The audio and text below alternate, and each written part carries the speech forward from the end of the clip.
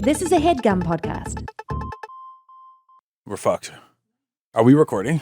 This is already off the rails. Dude, yeah, I'm like, you have your headphones on your ears, and I don't. I'm like, what are we doing again? It's Beck and Kyle.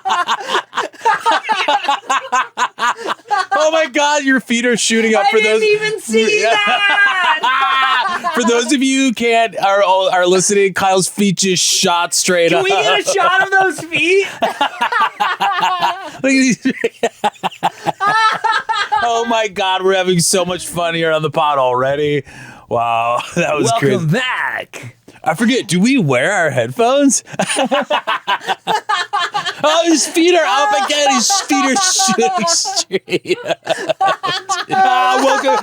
Welcome to What's Our Podcast, where we are trying to figure out what the hell our podcast is about. That's right. We're gonna have a guest come in, and they're gonna pitch us an idea for the podcast. We don't know what the fuck our podcast is about. Oh, man. Yeah. Well, that rules. What else is going on? The B-Man. The K-Man coming at me right now. I am sorry about some of the stuff I've ever done in the past. Thank you for saying that, because I've been thinking a lot about it. We've interacted a couple times in the past week or so, and I've just been thinking about that and when I was going to hear from you on your behavior and everything like that. Yeah. Yeah. I have done some bad things to you. Oh, there go the feet again, ladies and gentlemen. They're shooting up. Kyle's feet are erect. No, but I think you're great, and thanks, man. You don't deserve any of that from me. And I think it just shows more than anything the work I have to do on myself, and right. And it comes from, I think, my own demons and my own fears, and I shouldn't be projecting that on you. Right, I know, but it's just when it continues to happen, like every time I see you, whether it's just kind of it's like you come at me, you say it's a bit, and you like kind of knock me. When I saw you, you kind of knocked me silly with a little can of LaCroix, kind of knocked me over the head with it. Sorry, and then it's okay, and then you kind of just pull my pants down and slap me around. But it's okay. Just try not to do it next time. But I'm still going to want to hang and be boys and all that. So it's all good. Let's just kind of focus on having a great episode. Man. Thanks for always. But you always forgive me after all of these years of me doing that shit. Of course, you're my boy, because you always forgive me after all the stuff that I say to you and do to you. Yes. Lest we forget. I've also had my bad times, my picadillos. Yes, of course. Because you like to. Mm-hmm.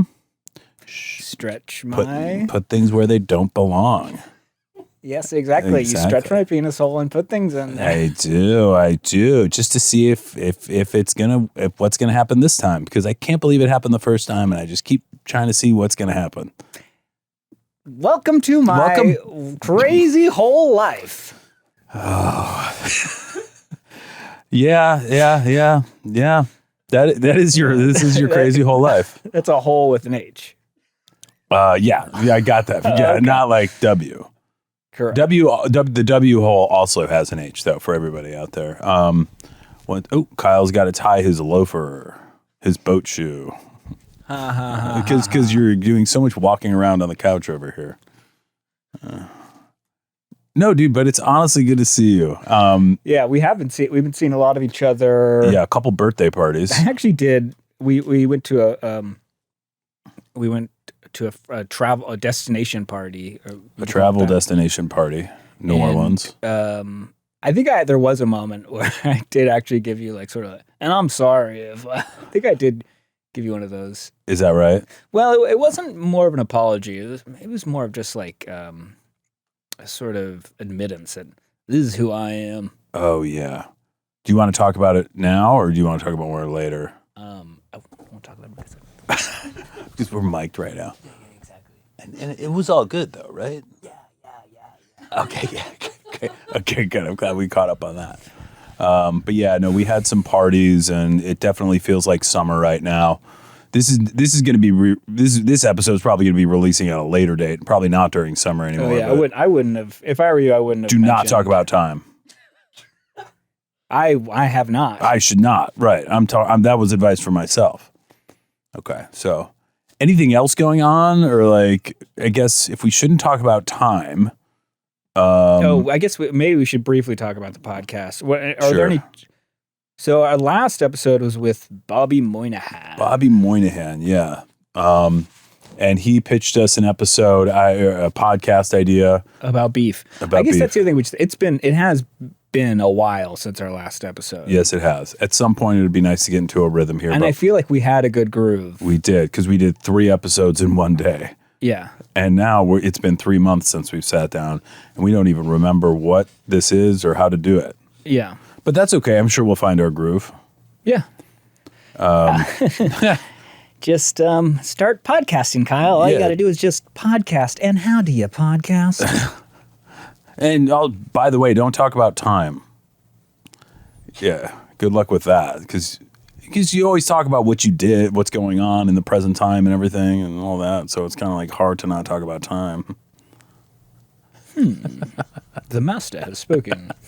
Okay, where were we? I don't know. It's a pretty good ep so far. We're back. Yeah. We're back at the pod. We did have we celebrate. There was a party yesterday, Saturday. Of course. And then there was our children were together. Our children played together, and I think they're, they're getting closer to the age where they could interact. Your daughter is still a little bit too young. Yeah. To interact with. My son is popping off a little bit.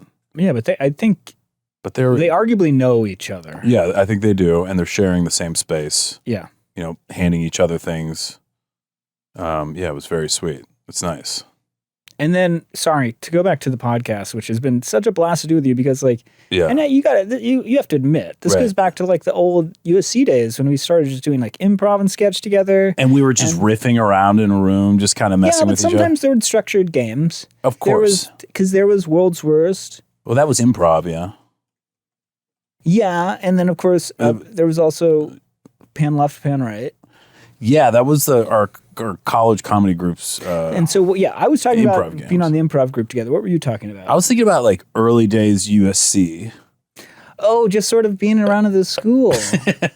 I was actually thinking early days Cometus or early days Good Neighbor, and sort of. Oh, that's okay. End of college, so still early days, still college. Yeah. Early days in college, but early days of Good Neighbor while we were still in college. That's what I was thinking. Yeah, it's sort of like the wild, wild west of YouTube. Yeah. Like, who knew what could happen? TikTok didn't exist yet.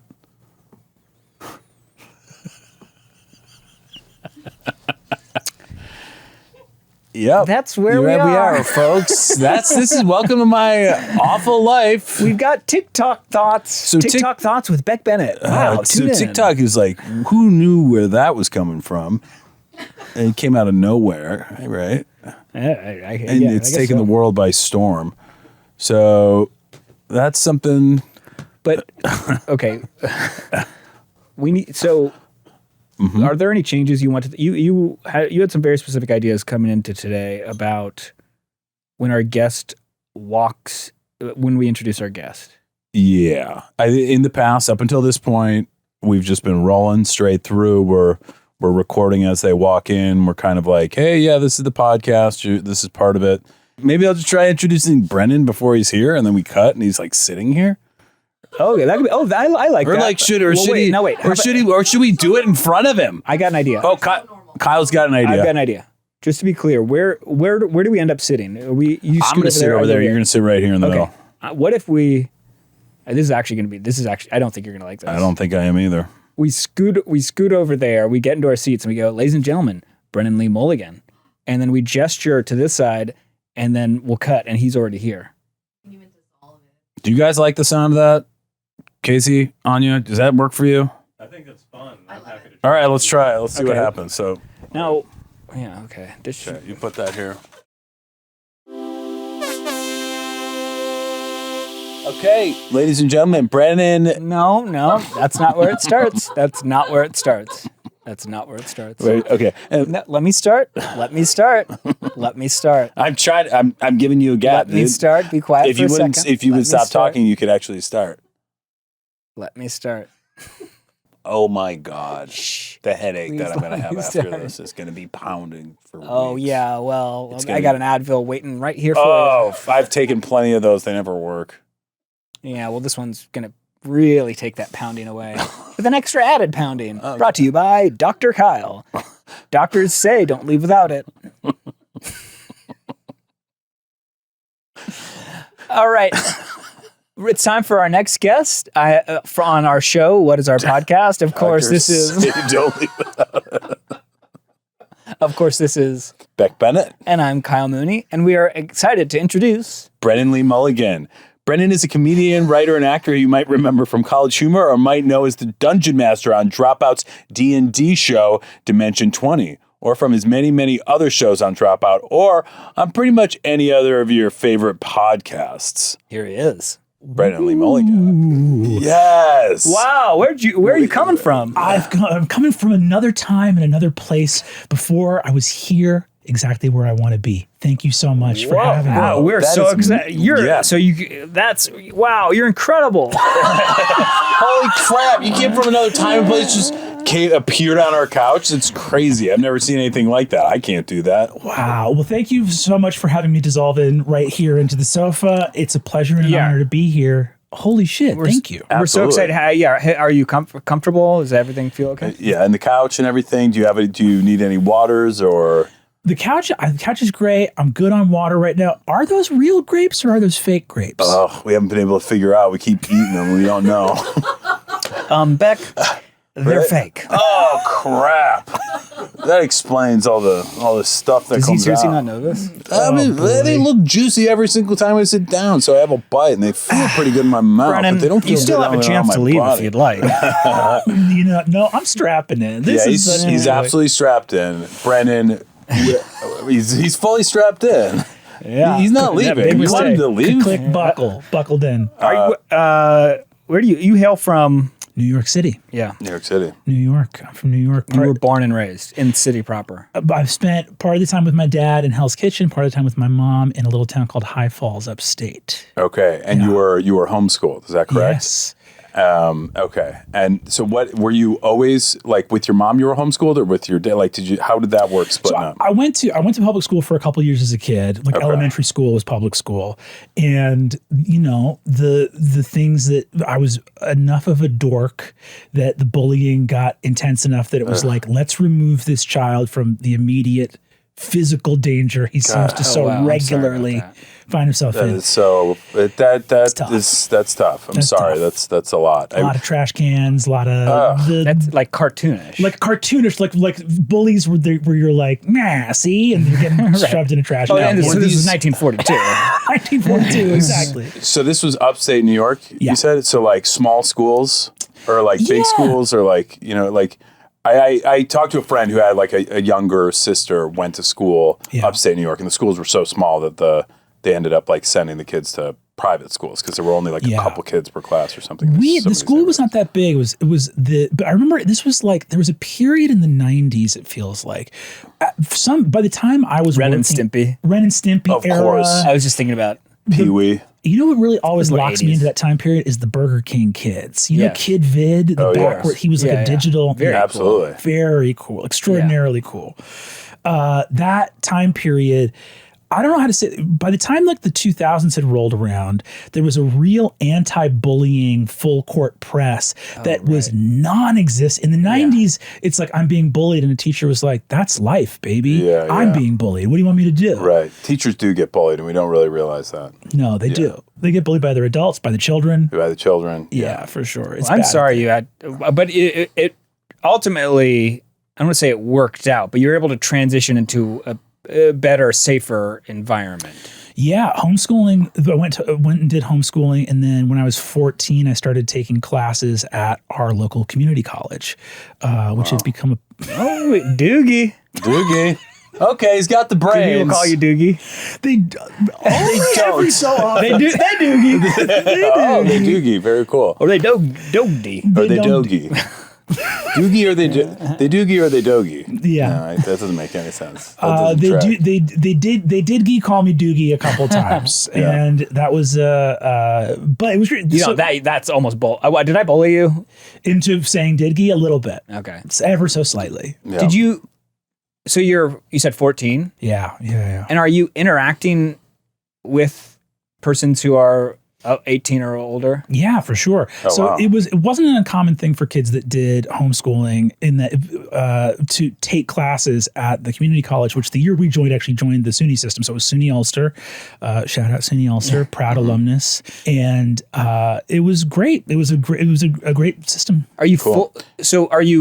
Are you only doing that, or are you also doing like homeschool? A little bit of all of them, right? At that time too, I was working like summers as a staff member at. I went to a live action role playing. Wait, is it Wayfinder? The Wayfinder experience. So I looked this up. I watched the trailer for the camp and I cried. Yeah, it make you cry. And so just to go back a little bit, your mom introduced you to Dungeons and Dragons, right? Yeah. And so she introduced you to Dungeons and Dragons. And you went to this camp, and you did homeschooling. It kind of brought you into this world, and now it's obviously your career. You have a big following. You sell out shows at Hollywood Bowl and Madison Square Garden. Correct? It's crazy. It's pretty incredible. It's crazy. So to go from the bowling thing to be well, look who's laughing now, baby. Yeah, it's a great story, and the fact that your mom introduced you to it, and you went to this camp and everything, and she really talk about a great called shot of I think D&D would be good for you, and lo and behold, she was a comic book writer, and so she knew through comic books all these different nerdy pursuits, and D&D was obviously on her radar, and absolutely wild call to be my child is being so badly bullied that I think D&D would be a promotion. It's going to help them out. That's going to be a step in the right direction. Yeah. And it worked out great. It genuinely was D&D for being as much of a basement, in my mom's basement playing D&D kind of thing. You do need 4 to 6 friends to do it. And that's all you need for anything. Honestly, you don't need tons of friends. You just need 4 good ones. I agree. I actually agree. Especially now, especially it's different life cycles you go through. I'm a father now. Yes, we are too. Oh, that's awesome. How old are your children? About to be 20 months. My daughter's about to be 20 months old. Congratulations. Thank you very much. How old are your kids? 24 months over here, 2 years. Yeah, happy birthday. And a daughter. Pow! And I've got a boy, and he's a little bit older, so I'm not in the same club as you guys. We can't relate on anything. His boy is strong. Yeah, and he's he's bullying me. He's just a full bully. He's just ripping kids up. No, he's a real sweetie. I'm getting to the age now where I can be pushed around by my child. The other day, which is great. The other day, I had those little yogurt pouches. She put the lid in my mouth, closed my mouth, and went shh.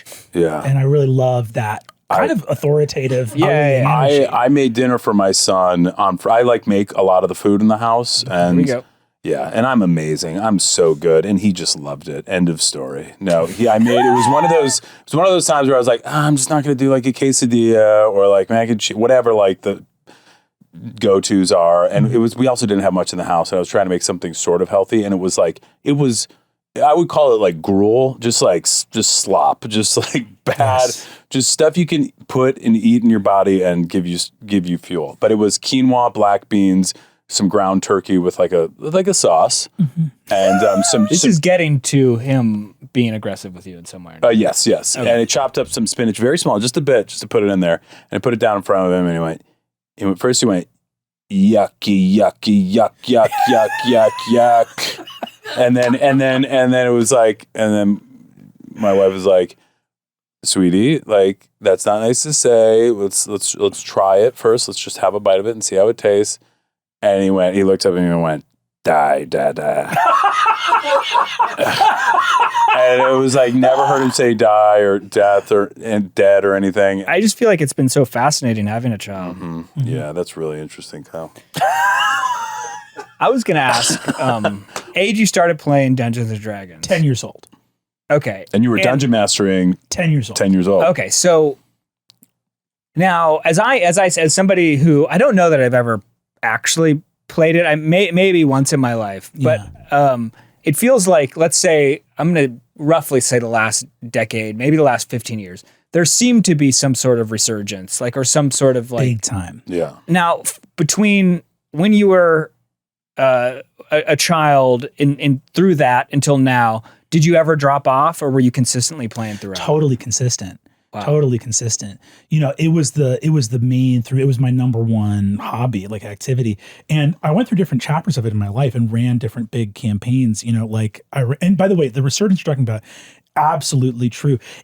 Even calling it a resurgence now, like on a numerical level, this might be more of a golden age than even the 70s and 80s, where you think about it in like the public consciousness in terms of the share of the population that's playing it. Like, this is kind of the age at this point. There's when I was 10, I started playing it. I learned how to play it from some older, like college age folks that were kind enough to teach me how to play. I immediately took it and just said, okay, now I want to run it for my friends, and started running the game. I ran a campaign from the age of like 11 to 17. Damn. Which was wild. And we went from 1st to 20th level. Also a very funny experience to be in a world that was designed by an 11-year-old as a 17-year-old. You're like, some of the sort of big pillars of this world are kind of childish. You're like an island full of dragons that have like jobs and go to work and as an 11-year-old, you're like, this is sick. At 17, you're like, I don't know, man. Ran another campaign all throughout college that was a West Marches style campaign. I ran it while I was a camp counselor, which meant that there were tons of players swapping in and out, because like week to week, different counselors are at different camps and you don't want to exclude anybody. So you're like, yeah, jump in. It's like a big party game for 4 years essentially. And then I started a game when I was 21 that I ran for 14 years. Now, and just to clarify for those of us who don't know a ton about it, when you say you start a game for 14 years, what you said? Yeah. That means that the group of people you're playing with, this game is actually continuing on for 14 years. It's like, if you can really slot it into that old school idea of having like a long running poker night, you know, like it's that thing where it's like, oh, it's this crew of friends locked into this game for years. And it doesn't change people at all. Right, like you change them on an internal level. Well, they probably evolve as humans over the course of 14 but like years. it's the same players. Yes, the people do not change. The people are changed. Yes, of course, you grow incredibly. And do they have the game, same? Of course, they have the same character throughout. Yeah, and sometimes they die. And how often do you meet? And how long are you going in? In between sessions. So when we start, let's take that 14-year home game as like a jumping off point. We would play for usually like once, or there was a period of time where it was 5 of us living in New York and 1 of us living in Philly who would take the bus up. And that would go we would sometimes play for like 8 hours in a row. Sometimes we play 2 days in a row for a couple hours a day. Yeah. Usually like once a month. Once a month. Okay. Couple years into the game, 3 of us had moved to Los Angeles. 1 of us had moved to Chicago. We were flying across the country once every 3 to 6 months, and we would play for a whole weekend. And then that got hard enough. Pandemic started, and we would play virtually. So we would get on like a Zoom call. We'd have a virtual tabletop to play there, which was great. I mean, we prefer that over not playing, but obviously it didn't have the same juice as like being in the same place. And we ended the campaign. It was a few months before my daughter was born, and I reached out to everybody. And you could feel this shift where in previous years, 10 years into playing the game, we were like, we want to play this forever. And there came to be a point where we realized we loved this story so much that the time had come to finish it. Because you basically go, well, what's the deal? We're going to play this until suddenly we can't schedule it anymore. People are going to like graduations for their kids and stuff. And like, not that people can't play as parents, but just being like, everyone's 20th level. The storylines are all converging. Like, you've beaten so many of your villains, and the villains that are left in the world are like your greatest it's coming to a natural conclusion. I'm about to become a father. I don't know how much time I'll have for anything outside of like spending time with family on the weekend. So like, let's send this off. And we got an Airbnb in New Paltz, New York for a week and played for a week straight. And they won the revolution, defeated their arch enemy, and saved the day. Okay, that's awesome. And I have 2 questions in regards to that. So you were the dungeon master. One, what are you prepping leading into that final week, if anything? Dude, it was crazy. So the document I had for my notes on the campaign, and as far as dungeon masters go, I'm one of the worst note takers of all time. And again, sorry to interrupt you. As a dungeon master, is that you're not participating as a character as well, or you are? You are participating as every character who is not a main character. Copy. So if you take like Star Wars and you say that's a D&D campaign, probably like Han, Luke, Leia, Chewie, and R2 and C-3PO. Those would probably be players, right? Yes. I would be playing IG-88. Yeah. Nice. Gamorrean Guard. Nice. Gamorrean Guard, right? I'm playing the Gamorrean Guard. I'm Jabba. I'm Darth Vader. I'm Obi-Wan Kenobi. So you're not just bad guys, but you're basically the characters that are there supporting the central storyline of these heroes, right? Okay. Oh wait, and I didn't let you finish your thought in terms of you don't take a lot of notes, but I don't take that many notes. I take a lot of notes, very poorly organized. So my document at the end of 14 years was a 412-page document that was just a running list of all of my prep and everything that had happened during the sessions. And for that last week, my prep was like reviewing that entire document and trying to wrap up every single story thread. Weirdly, in some ways, the prep for that last week was the hardest thing I've ever done. But actually, I would say more hardest thing you've ever done, like in terms of your life. D&D prep. But in terms of like, in other ways, I actually think there were parts of it that were way easier. Because at a certain point, I didn't have to create. You're like, well, this is the ending. Time to pay off every single thing we've set up. So in a weird way, it's just like taking inventory. What's every single part of this world that's unresolved? What are all of the wishes and desires that the PCs have? What are the last challenges they'll face? It was sort of, at a certain point, as you're ending a campaign, it's just dominoes falling, right? Yeah. Okay. And it's fascinating. It's I had such a two big questions. world that I like. I had almost 2 questions. Okay, So I was just gotten gonna my say. I was gonna say one thing. Okay, I was just gonna kind of say something. I just want to make sure I got a chance to. Yeah, get my second I was just gonna say that it's so intimidating. You're on the stack. We're gonna go here, and then we'll get second question here. It's not even a question. I was just gonna say, as somebody who does not know the world, that's like so intimidating. That's like such a big commitment. It's just like I'm like a 14-year long campaign, a game that you are playing, like. And being invested in it. So it's really remarkable. And it's a lot of work. You're just sitting there, you're doing monster stats and other stuff like that. And you're trying to like make cool treasure for them to find and do these like dungeons and story modules that are fun and engaging. There's a lot of work that goes into it, but also it's like that work. If I had not done that, I would not have been like, that's your training for then when you get to do it on a professional level. So like, without Eridain, without that 14-year home game, there's no universe where Dimension 20 happens for sure. You had a what's your question, Kyle? Here it comes. Everybody get ready. Okay, here it is. And then I think we got to move on to our podcast. Yes. Within the podcast. Yeah, well, this, I think, even though I did want to get into a little, maybe after this, you can give us a brief tell us how the intersection of that and doing UCB in New York. And gotcha. But is that your second question? That's not my second question. Okay. So what was that? Here's the second question. Kind of like a preface of something to come in the future. I actually am really going to ask that you be kind to me today. Yeah, I'm doing the best I can, brother. And I know what you're doing, and I know that you're. Do not touch me like that. I'm doing the best I can, brother. I'm rubbing Kyle's shoulder for the.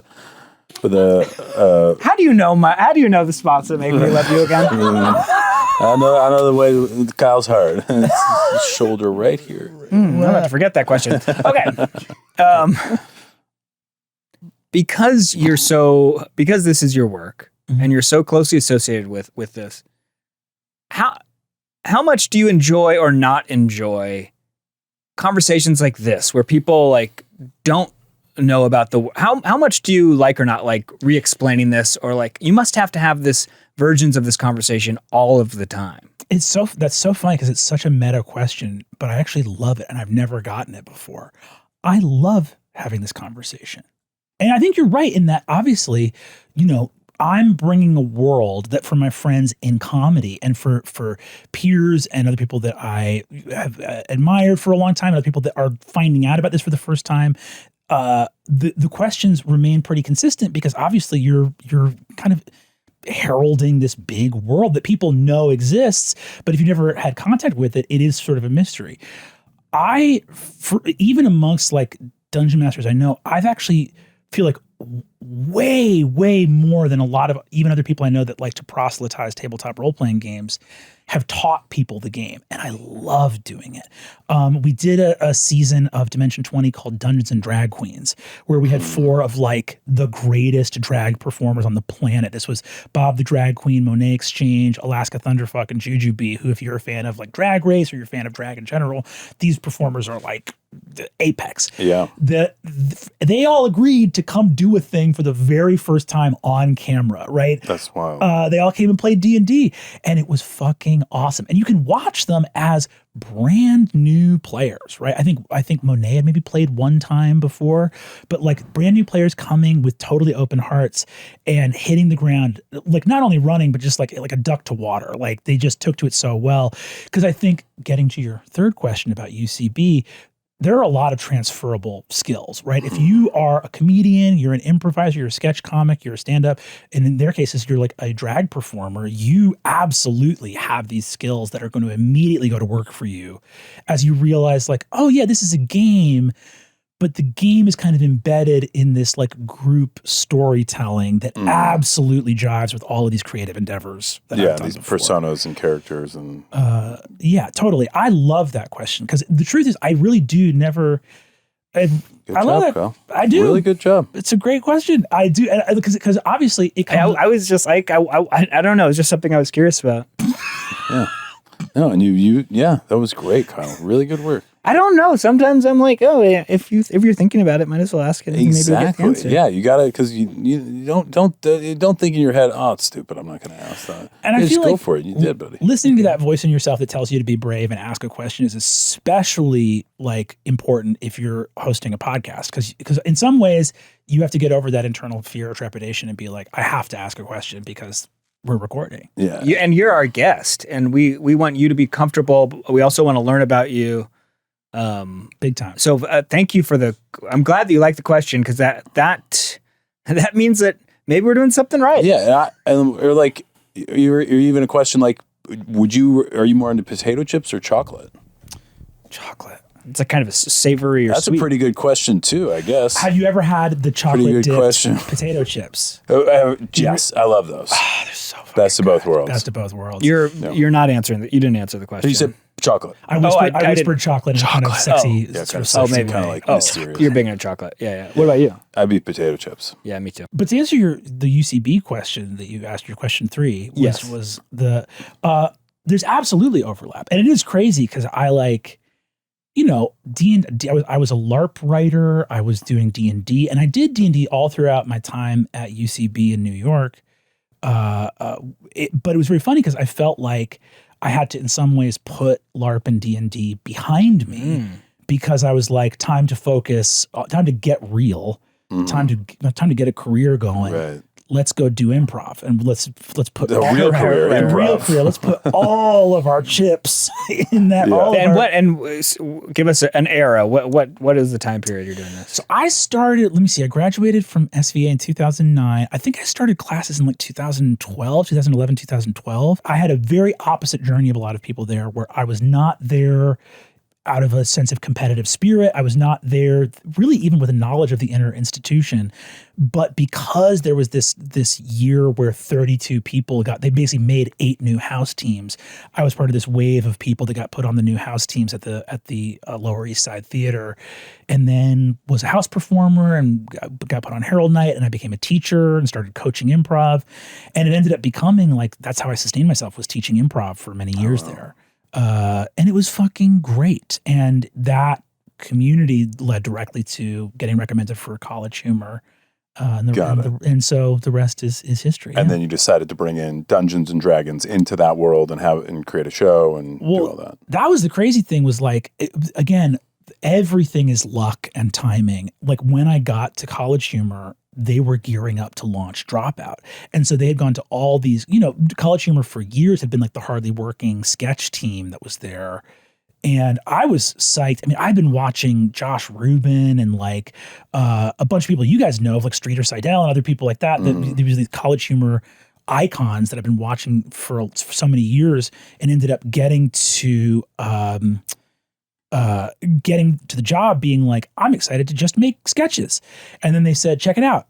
All of you need to be showrunners tomorrow. You all need to pitch a show because we're making a platform and we need content. And I went, oh shit. And all of a sudden, the weird thing of reaching back to D&D, which I never could have anticipated, was I had left that to go to improv and sketch, and then went, oh, now I'm in that environment, and now D&D is the thing that differentiates me. So as we're all pitching shows, it's sort of like, what do you have to bring to the potluck? And I go, well, shit, actual play, like shows like Critical Role and Harmon Quest and The Adventure Zone are like taking off. And if you need something that is like definitely easier to produce than like a single cam narrative show, this like is storytelling and narrative that can exist on the platform and be filmed in one studio set and create hours of content with great performers that seems to be like year after year, more and more people are discovering it and love it. And so it was a true act of serendipity. It was crazy. Cool. That's great. Yeah. And it all freaking worked out. It all freaking worked out. Perfect. What show would you have pitched? Probably Fresh Perspectives, my YouTube show. In a world where it already existed, or it hadn't? It hadn't. That's probably what I would have done. What about you? What's your show that you would have pitched? Well, you said you're like kind of pulling from your tool bag, so to speak. Yeah, totally. What would it,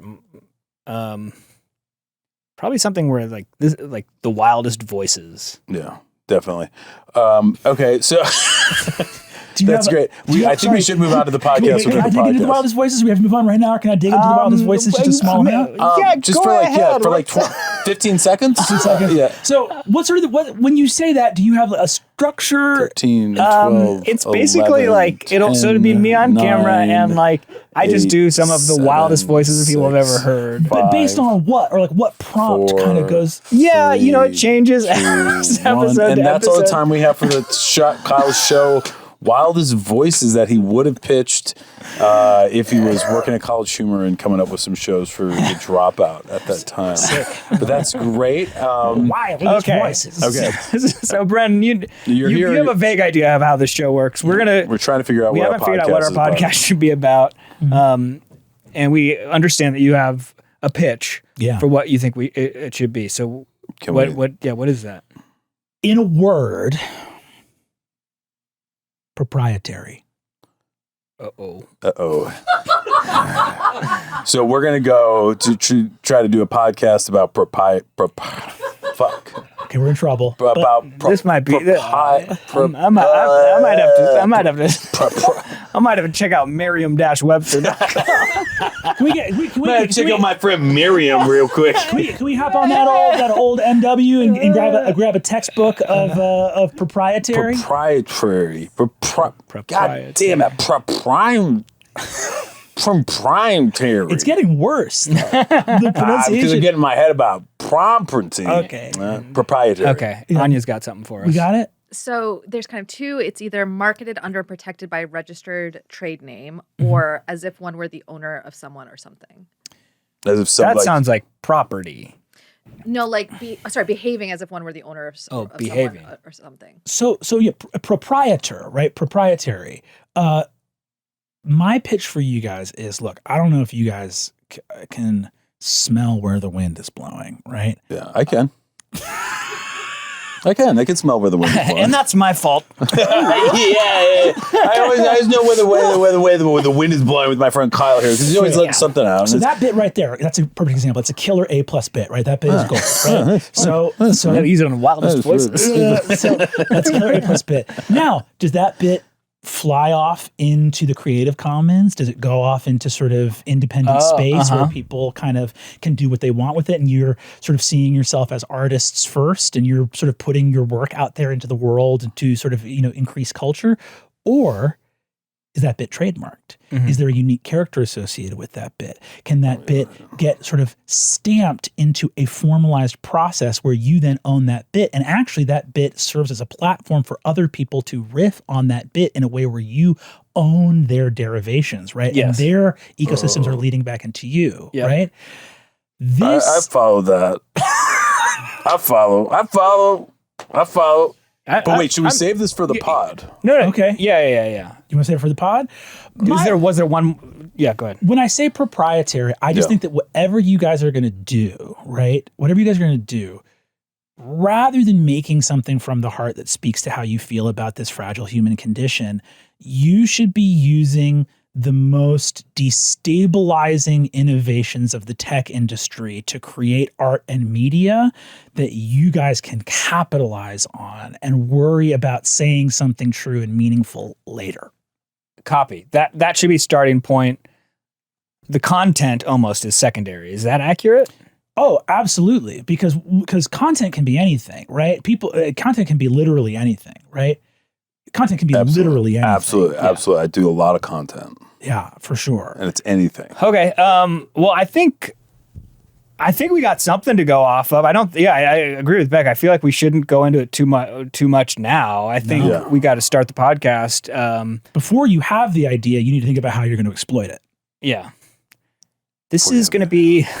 It's going to be very fascinating. Let's go try our podcast, Proprietary.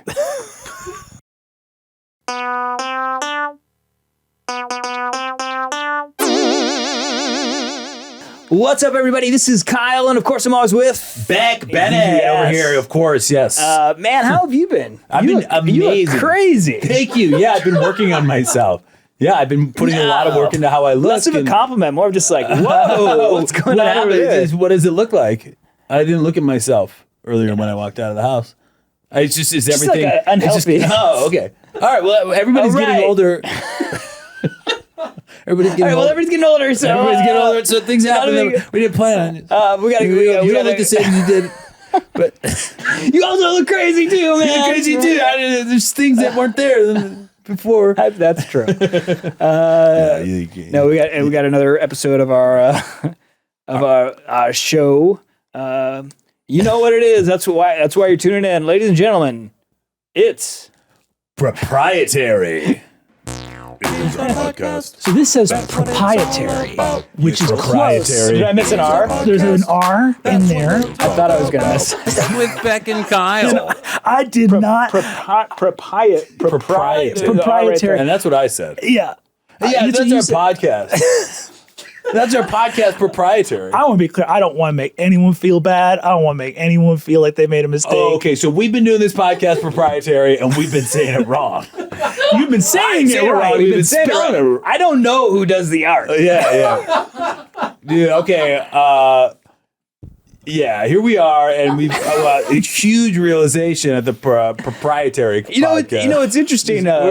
Before we started doing this podcast, most of our podcasts were about things like cats.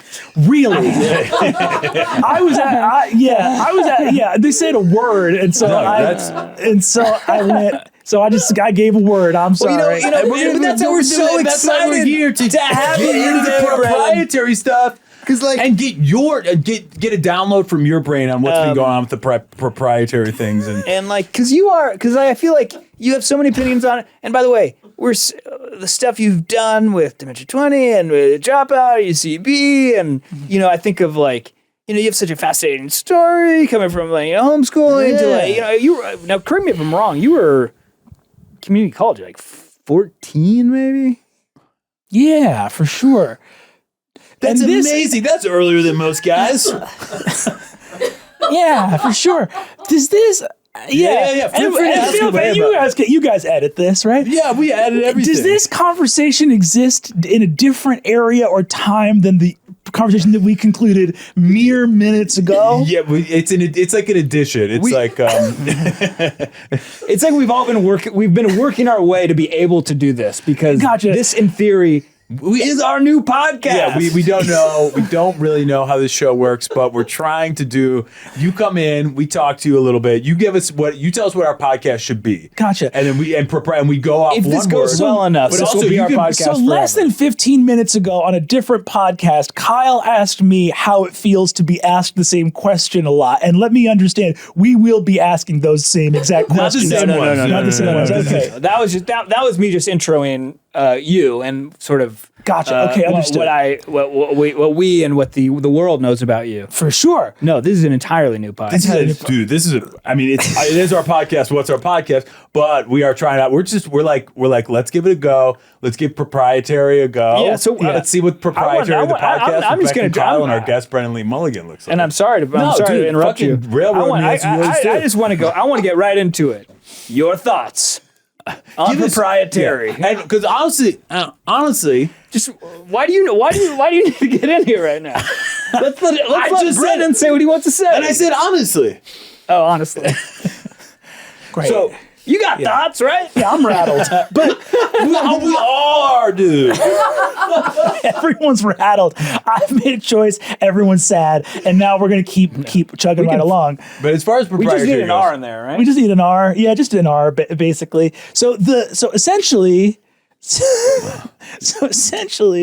well, talk about proprietary. Yeah. The reason that I thought this word was a good place to start is, as we know, Hollywood entertainment media is in a time right now where media is sort of the attempt from financial business forces in the United States of America is that media should really just become a wing of the tech industry, right? Sure. And so That's what I was telling you. Yeah, and I don't agree with that. I think it should be artists doing their thing. I agree with you. I also think it should be artists doing their thing. Yeah. But we have to adjust with the times. And so doing a podcast This is our podcast. This is the podcast. Yes. So doing a podcast proprietary with Beck and Kyle is, I think, great because what you can do, right? Look, what do we see? We see Disney making live action remakes of movies that they already made, right? Right. We see decisions to, we don't want to necessarily make a risk and bet on new IP. Right. We need to make a version of the Boggle movie so that we don't lose those rights, right?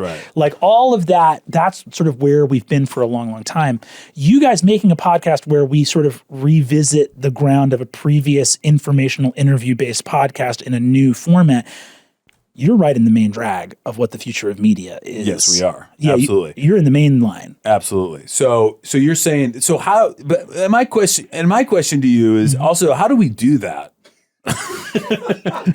So we got all these ideas, whether it's smelling Kyle's farts, being able to smell the direction of the wind because of Kyle's farts and stuff like that. Yeah. Now, how do we trademark? You're saying we trademark that idea and we create a movie based on that? So here's a great point. What do you guys? So we're recording this right now. Yeah. What's your guys' plan for where this is going to live digitally? How are people going to interact with what you're recording right now? The podcast app and YouTube. Okay. And Instagram. I don't know. What is that right? I don't know. So it sounds like you guys are planning on releasing this on an RSS feed, right? Exactly. Definitely on an RSS feed. On an RSS feed, which goes out to podcatchers and different apps all over, but it's an open form of technology that the internet has provided that allows for you guys to attain this massive reach, right? But how do you monetize that? Exactly. How do you ads? monetize that? Ads? Is it ads? Maybe. Ad share? Ad share? Maybe. Or Proprietary with Beck and Kyle isn't a podcast. It's a podcast app. Oh, okay. You guys create an app, upload it to the App Store. People download it to get access to not only the Proprietary podcast, but to What's This Podcast, right? They have to go a step back to see where the genesis of this was.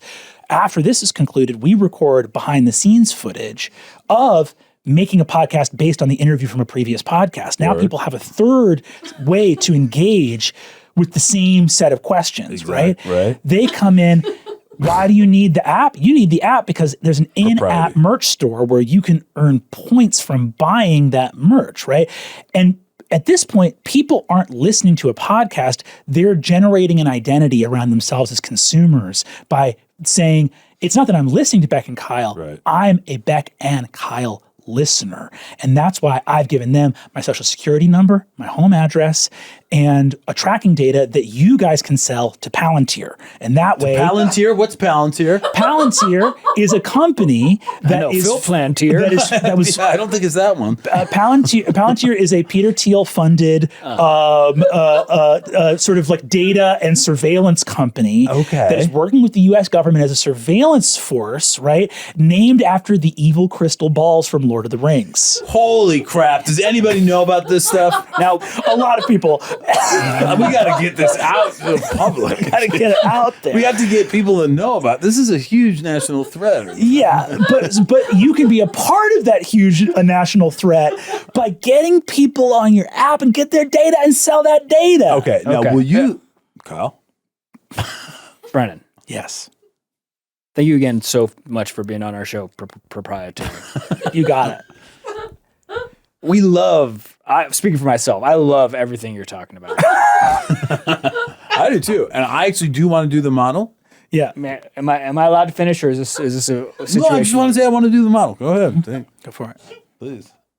Now, speaking as the longtime co-host of this podcast show. Yeah. Well, Or I guess or arguably the first time ever. Yeah, first time. We're just trying. We're trying it out. But I'm trying to make it seem like I'm a pro. And are you a longtime host or are you a longtime founder of a experience-based app? Well, that's which one is it, actually Kyle? where I'm. That's where I'm going here. Okay. Our job, if we're stepping out, if we're breaking character for a moment, if we're coming out of format, Okay, great. was to find what our podcast should be about. Yeah. So is our podcast that's about proprietary, which I feel like you're pitching ideas surrounding that, or almost better things we can do than just say, start a podcast. Yeah. We still need to have our podcast within that. Right. And that podcast, as far as I know, that I'm trying to host is called Proprietary. So what am I doing on that specific podcast? Well, can I react to that in real time? Please. Everything you said is wrong. I disagree with all of it. Yes, you are wrong, Kyle. So what we're doing right now, this is not my podcast or our podcast called Proprietary. this is a lead up to an experience based on being a fan of the podcast. And what is the podcast? God damn it. Okay, so You guys are trapped in this artist. We're You're trapped- dinosaurs. we're actually, dinosaurs. I don't know. I think we're trapped in the format of our own, of what we think our show should be. Right. But while you're thinking about formats, ask yourselves, do people attach to things because it provides value and meaning to their life? Or do they attach to things because we already got round one funding from venture capital firms? Right. yes. Okay. I think it's the first I've taken out a $400,000 loan in your guys' name. Get out of here. Are you serious? For real. Dude, this is huge. Well, then my pitch. Okay. I don't want this to be the podcast that is holding down our app. Great. Declare bankruptcy. We're going to make a fortune. And by we, I mean me. Yeah. Okay. He's gonna, I declare because of the bankruptcy. loan. Okay, so maybe it's kind of maybe the podcast is like characters. And I think ideas. this might be our last episode. I don't know if proprietary is going to be the podcast that we go with, but I think it can but we could utilize what we've learned from recording the podcast. Yes. Put another way. Okay. Yes. And by the way, I want you to know I'm not heartless. I'm sensing pushback on the fact that this idea does not at this moment have anything other than kind of a fractal recursion into itself where we never touch solid. fractal recursion is actually my exact thought. I was exactly thinking fractal. I'm feeling a lot of alignment with Beck and I'm feeling almost none with you. What do you think that Well, is? 'cause, and you can say, Kyle. Well, I think it's just, seeing fragments, essentially, seeing these different parts and not seeing them come together. That's more of a recursion. and I think about, you seem afraid to say recursion and Beck said it twice so far. I'm loving it. Yeah. Yeah, where I come from, it's not something we just throw around. But yeah, I see what you're saying. So I Kyle's think father was a recursion. I'm sorry, and incredible. Seems pretty sensitive shit. Yeah. So it feels like what we're bumping up against here, because I can sense that we're bumping up against it, is that you're saying, if I can understand it, the branding being the mission statement is tough because what we seem to all agree that we should be making this proprietary, but should that also be what the actual sort of nougat is? Is that the center? Initially, I thought the idea was the nougat. Right. Yeah. So yes, it should be, because you go to that nougat and it's nothing there, but the there is going to be provided by the people engaging on the proprietary platform. I see. So in other words, the content is going to be, you get people excited about this idea. They come to it and they say, what is a podcast about proprietary? Like, I want it about cats because I like cats, or I want it about dogs because I like dogs. And you say cats and dogs is what proprietary is about, because you're on our platform posting pictures of your cat, posting pictures of your dog. We own your cat. We own your dog. We'll kill your dog if you don't give us your life savings. That's what I've been trying to do. Exactly. Do you see? Yeah, You have to be willing to kill some dogs and cats if you're going to make. I'm sorry, it I'm gonna step back for just 1 second. And we do have to wrap up this part of the pod. just so I'm totally clear. Yeah. You are 14 years old, going to a community college. Yeah. That's way too early. I mean, you must have been seeing stuff you were not. Were people drinking? At college? Just in class? Yeah. I was 14. Most people were like 18 to 22. It was also, it had been a community college, so there were a lot of continuing education people. There was one dude who was in his, I think, 40s or 50s named Dino, who was awesome. And he... Dino Stephanopoulos. Honestly, that might have been his last. I don't know what his last name was, but there were college ruled. It was great. Yeah. Well, let's. Why don't we do, before we close out, our favorite segment of the proprietary podcast? Mm-hmm. It's time for our favorite segment. Sexiest proprietary. Okay, what's your sexiest proprietary? My sexiest proprietary is probably Brennan. Wow. Agreed. Honestly, you are bringing sexy back to proprietary. Honestly, and before we started this podcast, I didn't know much about proprietary stuff. And now that we did it, I am actually thinking, get on board the Peter Thiel stuff. Yeah. Ooh. Or wait, no, is he I just clip this by itself? No, wait. Who's the guy who had the thing? Huh? Who's the guy? Yeah, Peter Thiel is the vampiric billionaire who owns... Is he the guy who had the website? The thing? For sure. Yeah. All right, so I think it's Brennan is my sexiest. What about you? Proprietary. Remember, Cindy Crawford. Awesome. Okay. And what about you? To find out my sexiest proprietary, you need to download Proprietary with Beck and Kyle, the #1 proprietary app for podcast-based experiences, live events coming to your place of work and your federal detention center soon. Move over, Peter Thiel. We have Brennan Lee Mulligan here. But don't mind stopping by, Cindy Crawford. Thanks again for being here. And as always, this was a great episode. On Proprietary. When did you know that Cindy Crawford meant a lot to you? When my mom purchased the workout video, and I enjoyed it. Hell yeah. All right. We'll see you guys next week on Proprietary.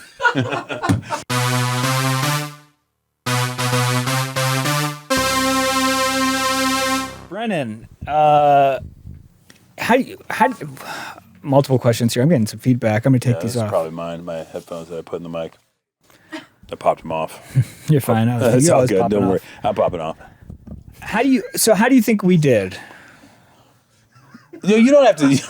Could I break it into categories? Could we do it by category rather than an overall? Please. Yeah. Enthusiasm, A+. Okay. That's great.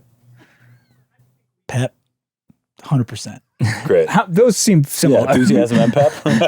Oh, okay. No, you don't have. I'm not saying you have to change it. But. Joie de vivre, through the roof, I'd say. Yeah, for sure. God, those are my roses. If I'm trying to think of my thorn there, Yeah. the thorn for my rose. I think we had to stumble out of the gate with the fact that the word wasn't spelled right. And that's going to be on Kyle right there. Well, you know what? No, I'm The thing is, like, immediately when I was writing it, I was like, I'm probably spelling this wrong. Yeah. I was going to say something about it. I was going to try to preface it, but I thought maybe I could get away with it. Yeah. No, I thought it was perfect. Oh, thanks. Yeah. For me, it was like, I know you guys have been doing this search for your podcast, and without, I think, if I'm being honest, the reason that I went with the idea of proprietary being kind of what the podcast is that the thought of taking you two, whose work I just really respect and admire, and am a fan of and have been a fan of, and sort of telling you guys what the content should be just struck me as conceited. And so I would never want to tell you guys what the song in your heart is. Thank you. But I did want to come and tell you how to package that song in your heart in a way that would repel as many decent people as possible. And to me, that kind of proprietary tech model does exactly that. So we this is not something you're actually encouraging. To take the mask off for a second, this exact kind of soulless, valueless tech language is the vine strangling the tree of our democratic institutions and population. And I hate it with a burning fire that is hard to articulate without just sort of frothing at the mouth. Yeah. So to me, that feels like it shouldn't be our podcast. Brennan, what do you got? What's going on? What's going on with you these days, man? Anything we should be excited to watch or see or listen to? Well, we got so Dimension 20 is doing some live shows. We have a show coming up on November 1st at the MGM Grand in Las Vegas. Wow, that's exciting. Come check it out. It'll be a joy. It'll be a real hoot. And then you can find my work on dropout.tv and a bunch of awesome shows there, including Dimension 20. If you're into podcasts, you can check out the podcast Worlds Beyond Number, which is a sick actual play podcast that I do with Lou Wilson, Abria Iyengar, Erica Ishii, produced by Taylor Moore.